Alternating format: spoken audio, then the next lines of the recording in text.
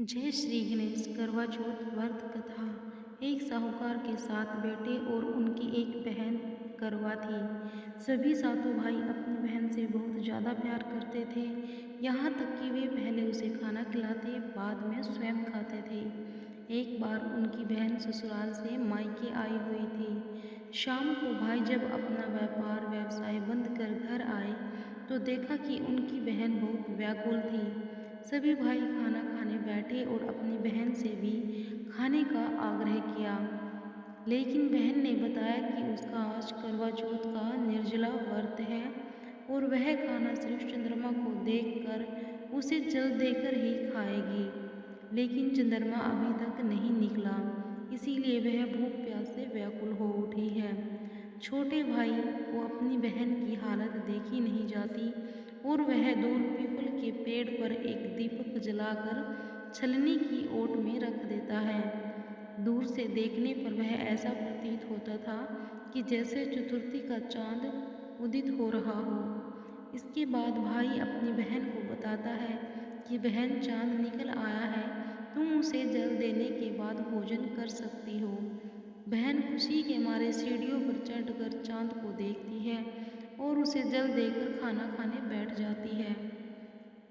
वह पहला टुकड़ा मुंह में डालती है तो उसे छींक आ जाती है, दूसरा टुकड़ा डालती है तो उसमें बाल निकल आता है और जैसे ही तीसरा टुकड़ा मुंह में डालने की कोशिश करती है तो उसके पति की मृत्यु का समाचार उसे मिलता है और वह बौखला जाती है।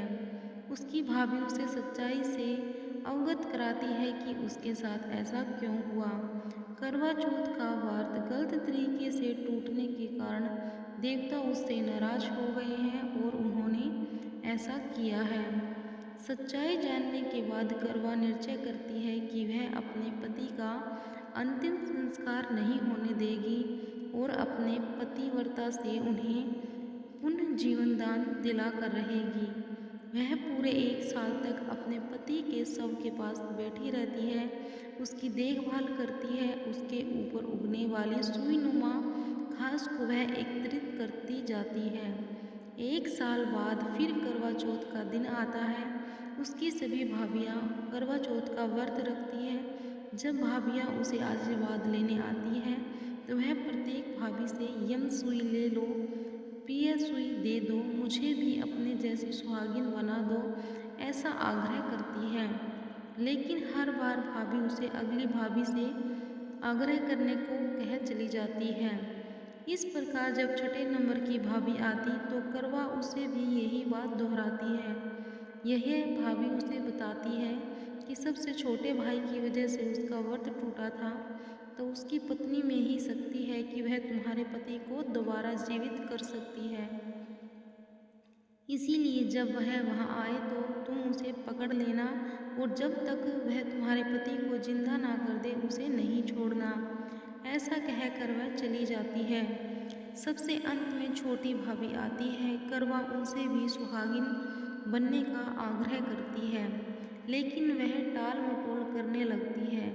इसे देखकर करवा उन्हें जोर से पकड़ लेती है और अपने सुहाग को जिंदा करने के लिए कहती है। भाभी उसे छुड़वाने के लिए नोचती है और खसोटती है, लेकिन करवा नहीं छोड़ती है। अंत में उसकी तपस्या को देखकर भाभी पसीज जाती है और अपनी छोटी उंगली को चीरकर उसमें से अमृत उसके पति के मुंह में डाल देती है। करवा का पति तुरंत श्री गणेश कहते हुए बैठ जाता है। इस प्रकार प्रभु कृपा से उसकी छोटी भाभी के माध्यम से करवा को अपना सुहाग वापस मिल जाता है। तो हे श्री गणेश, माँ गौरी, जिस प्रकार करवा को चिर सुहागन का वरदान आपसे मिला है वैसे ही सब सुहागनों को मिले, मुझे भी मिले। अब सुने श्री गणेश जी की मेंढक मेंढकी की कहानी, जो इस व्रत में जरूर सुनते हैं। एक मेंढक और एक मेंढकी थे। मेंढकी रोज गणेश जी की कहानी कहती। एक दिन मेंढक बोला कि तू पराये पुरुष का नाम क्यों लेती है? अगर तू लेगी तो मैं तुझे मारूंगा। राजा की दासी आई तो पतीले में डालकर अंगीठी पर चढ़ा दिया। जब दोनों सीखने लगे तो मेंढक बोला, मेंढकी, बहुत कष्ट हो रहा है, तू गणेश जी को याद कर, नहीं तो हम दोनों मारे जाएंगे। तब मेंढकी ने 7 बार विंदायक सभी दो सांड वहां लड़ते हुए आए और पानी के पतीले को गिरा दिया। मेंढक और मेंढकी तालाब में चले गए। हे विनायक जी, जैसे मेंढक मेंढकी का कष्ट दूर किया वैसे सबके करना। बोलो गणेश जी महाराज की जय हो।